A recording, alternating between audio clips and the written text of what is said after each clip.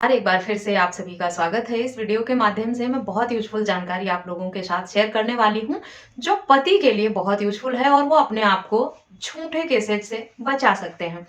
जब भी आप शादी प्लान करें, तभी से आपको अब बहुत दिमाग लगाने की ज़रूरत है।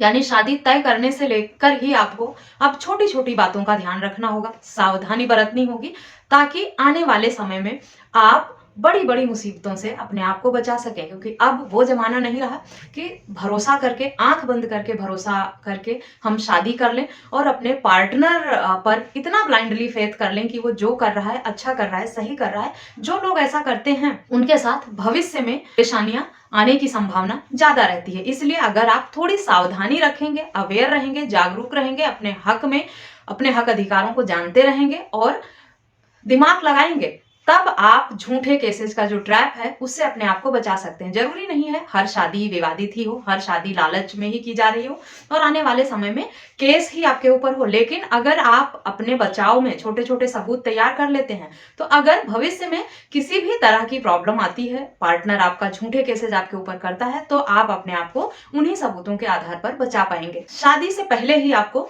घर में अपने सीसीटीवी कैमरास लगा लेना चाहिए सिक्योरिटी पॉइंट ऑफ व्यू से। इससे कई फायदे होते हैं। शादी के बाद आपको हिडन कैमरा लगाना भी जरूरी हो जाता है अपने घर में, ताकि आपका पार्टनर क्या कर रहा है आपके पीठ पीछे आपको ये पता रहे। अपने पार्टनर को प्राइवेसी दें, लेकिन इतनी भी प्राइवेसी ना दें कि आप उसका मोबाइल चेक नहीं कर सकते, वो किससे बात कर रही है, क्या बात कर रही है, ये आपको पता नहीं होना चाहिए। उसने व्हाट्सएप अपना लॉक किया है, वो बाहर निकलती है, आती जाती है, लोगों से मिलती है, बात करती है, आपके पूछने पर कोई जवाब नहीं देती है। अगर इस सब तरह की चीजें हैं, तो आपको सावधान होने की जरूरत है और शुरू से ही आपको नजर रखना पड़ेगा। अपने पत्नी के नाम पर प्रॉपर्टी ना खरीदें। अगर आप अपनी कमाई से खरीद रहे हैं, तो वो संपत्ति आपके नाम पर ही होना चाहिए। दिखावा करके शादी करने के चक्कर में बिल्कुल भी ना पड़े कि आपके पास जितना पैसा है, जितनी प्रॉपर्टी है, जितनी इनकम है आपकी, वो सब आप अपने पार्टनर को शादी के तुरंत बता दें। नहीं, अगर आपका पार्टनर अच्छा है, सही है, आपके साथ रहेगा, धीरे धीरे उसको आपके बारे में, परिवार के बारे में, इनकम के बारे में सारी चीजें अपने आप पता चल जाएंगी। लेकिन अब ये शो ऑफ करने का टाइम नहीं रहा है। यही सब देखकर आजकल जो शादियां हो रही हैं, वही बाद में विवादित होती हैं और लाखों करोड़ों रुपए मेंटेनेंस के रूप में मांगा जाता है। अगर और विवाद होने की कोई उम्र नहीं है कि अभी आपकी शादी हुई है और साल 2 साल में ही विवाद होंगे। कई बार शुरुआती दौर में प्यार मोहब्बत रहता है, अच्छा रहता है रिलेशन, कुछ साल बाद उनके बीच में मतभेद शुरू हो जाता है, मनमुटाव आने लगता है, पत्नियां बाहर निकलकर काम करने लगती हैं या पति कहीं ज्यादा व्यस्त हो जाता है, तब उनके बीच में कोई तीसरा आ जाता है और तब विवाद शुरू होता है। ऐसा नहीं कह सकते कि शादी के 2-4 साल तक अगर सब कुछ ठीक है, तो आगे भी सब ठीक होगा। आपको अब पति पत्नी के रिश्ते में बहुत ही सावधानी बरतनी पड़ेगी, दिमाग लगाना पड़ेगा। अपने पार्टनर को स्पेस देना है, पर इतना स्पेस नहीं देना है कि वो कहीं भी व्यक्तिगत बात करती है, किससे करती है, अब उसने अपना चैट लॉक कर रखा है, आपसे छुपाती है, बताती है। अगर ऐसा है, तो आप दिमाग लगाना शुरू कर दें कि कुछ ना कुछ गलत हो रहा है और आपको अलर्ट रहने की जरूरत है। साथ ही अगर आपका पार्टनर शुरुआती दौर में ही कभी गुस्से में भी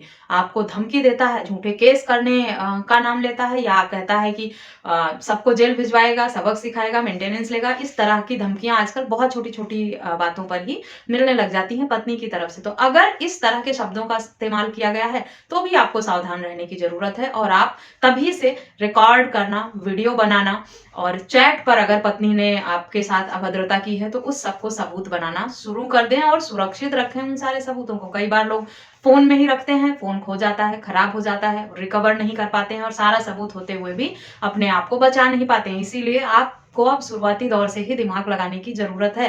पत्नी अगर मायके जा रही है, खुशी खुशी भी जा रही है, तब भी क्या लेकर जा रही है, क्या पहन कर जा रही है, किस तरह से तैयार हुई है, कितना सामान लेकर गई है, उस सबकी वीडियोग्राफी कर लें। आजकल तो ब्लॉगिंग का जमाना है, लोग हर चीज को सोशल मीडिया पर अपडेट करते हैं, रखते हैं। आप प्यार से ही, जरूरी नहीं है कि लड़कर, अगर आपका पार्टनर गुस्से में है, लड़ाई में जा रहा है मायके और कह रहा है कि मैं कुछ समय बाद आऊंगी वापस, फिर सोचूंगी, थोड़ा स्पेस चाहिए, समय चाहिए, या वैसे भी नॉर्मली हंसी खुशी ही जा रहे हैं। कई बार ऐसा हुआ है कि पत्नी खुशी खुशी यहाँ से जाती है, मायके जाकर उसको पता नहीं क्या हो जाता है कि वो वहां से उसके तेवर बदल जाते हैं और केस करने की धमकियां देने लगती है। तो आपके पास प्रूफ होना चाहिए कि पत्नी जब आपके घर से गई थी क्या क्या सामान लेकर गई थी, ज्वेलरी लेकर गई थी कि नहीं गई थी, कितना बैग लेकर गई। क्योंकि कई बार ऐसा हुआ देखा गया है केसेस में कि पत्नियां यहाँ से 6-6 बैग पैक करके लेके जाती हैं और वहां जाकर कह देती हैं ससुराल वालों ने एक कपड़े में जो पहन रखा था उसी में मुझे घर से बाहर निकाल दिया, भगा दिया और मेरा सारा सामान वहीं रख लिया छीन कर, मुझे कुछ नहीं लेकर आने दिया। जबकि वो सब ससुराल से मिली, मायके से मिली, गिफ्ट में मिले हुए सारे सामान, जेवर सब कुछ पैक करके लेके जाती हैं और मायके जाते ही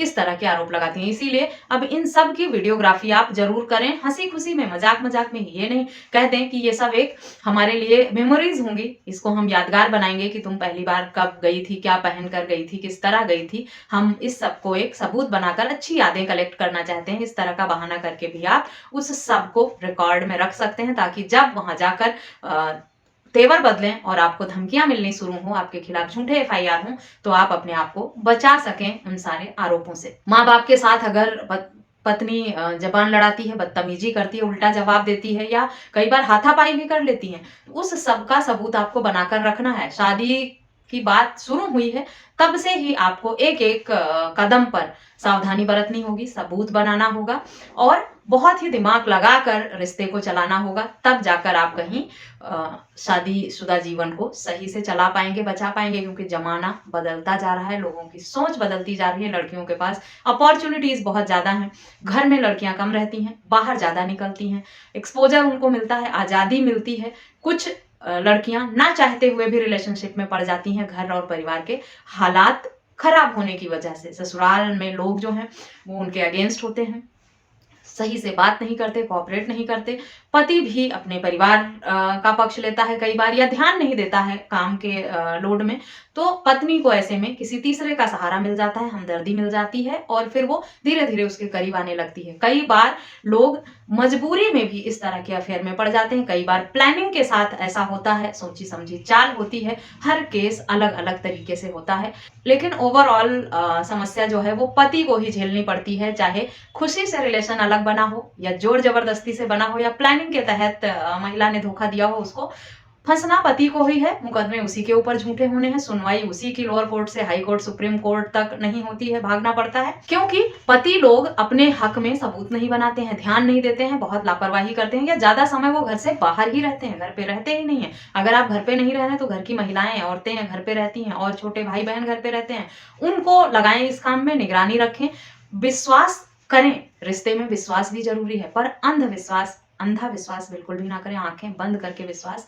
किसी भी रिश्ते पे ना करें। समय जमाना ऐसा है कि अब कोई किसी का नहीं है। लोग छोटी छोटी लालच में, मोह माया में पड़कर रिश्तों को दांव पर लगा देते हैं और शरीफ लोगों को बहुत सारी परेशानियों का सामना करना पड़ता है। और एक बात और, ज्यादातर लोग ये सोचते हैं पैसे वाले हैं, सक्षम हैं, किसी गरीब घर की लड़की को ले आते हैं अपने घर शादी करके और वो सेवा करेगी, हमारा ध्यान रखेगी। जरूरी नहीं है कि आपने बिना दहेज के फ्री में शादी कर लिया है तो गरीब घर की लड़की लेकर आए हैं जो आपके स्टैंडर्ड की नहीं है तो वो आपकी सेवा ही करेगी। हो सकता है वो आपके पैसे, प्रॉपर्टी को देखकर आप से रिश्ता जोड़ना चाहते हो लड़की वाले और उनका ये प्लान हो कि शादी के बाद उन्होंने क्या क्या केसेस करने हैं और आपसे किस तरह से मोटा अमाउंट हड़पना है। इसीलिए शादी भी बराबरी वालों में ही करना चाहिए। बहुत नीचे जाकर लड़के वालों को शादी नहीं करनी चाहिए, क्योंकि जिस तरह से केसेस निकल के आ रहे हैं, मैं अपने एक्सपीरियंसेस के हिसाब से आपको बता रही हूँ कि किस किस तरह की परेशानियां आ सकती हैं। इसीलिए पति को अब दिमाग लगाना होगा, अलर्ट रहना होगा, सबूत बनाने होंगे शुरू से ही, और कुछ इस वीडियो में बताई गई जो छोटी छोटी जानकारी है को ध्यान में रखना होगा।